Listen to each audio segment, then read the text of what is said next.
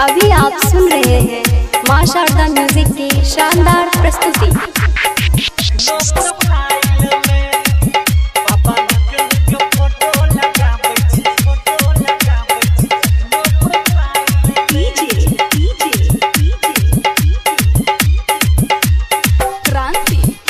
Singing by Devendra Madhubania.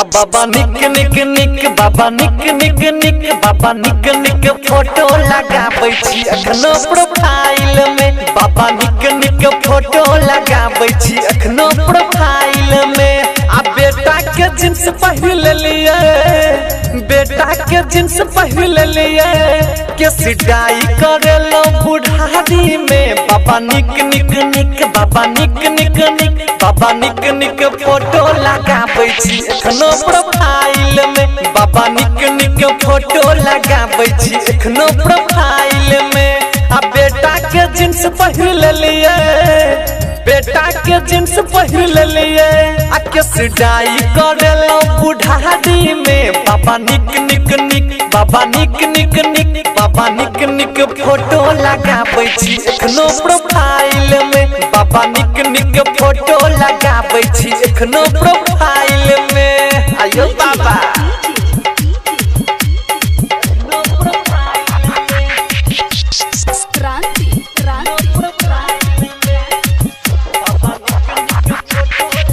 बाबा file pavilion के jeans पहिरै छी, जींस पहिरै छी या जींस पहिरै छी। ओहो बेड बेड मोछ के कारी करबै छी, कारी करबै छी या कारी करबै। आ बाबा फाइल पवेलियन के जींस पहिरै छी, बेड बेड मोछ के कारी करबै छी। भर दिन में 4 गो मोहल्ला घुमै छी, एगो रसीली लड़की खोजै छी, एगो रसीली लड़की खोजै। बाबा निक निक निक बाबा निक निक निक बाबा निक निक फोटो लगाबै छी एखनो प्रोफाइल में। बाबा निक निक फोटो लगाबै छी एखनो प्रोफाइल में। आ बेटा के जींस पहिर लिया, बेटा के जींस पहिर लिया, के सिटाई कर लिया बुढ़ारी में। बाबा निक निक निक बाबा निक निक निक बाबा निक निक फोटो लगाबै छी एखनो प्रोफाइल में। बाबा निक निक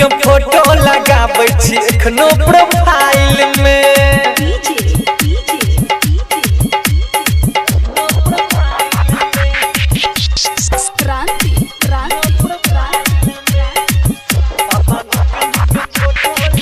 हो 55 बरस के उम्र लागैया, उम्र लागैया यो उम्र लागैया। चश्मा पहिर बाबा हीरो बनैया, हीरो बनैया यो हीरो बनैया। हो 55 बरस के उम्र लागैया, चश्मा पहिर बाबा हीरो बनैया। आ जखने ये सुंदर लड़की देखै छी, झूठो के अहाँ शिकारी भरै छी, झूठो के अहाँ शिकारी भरै।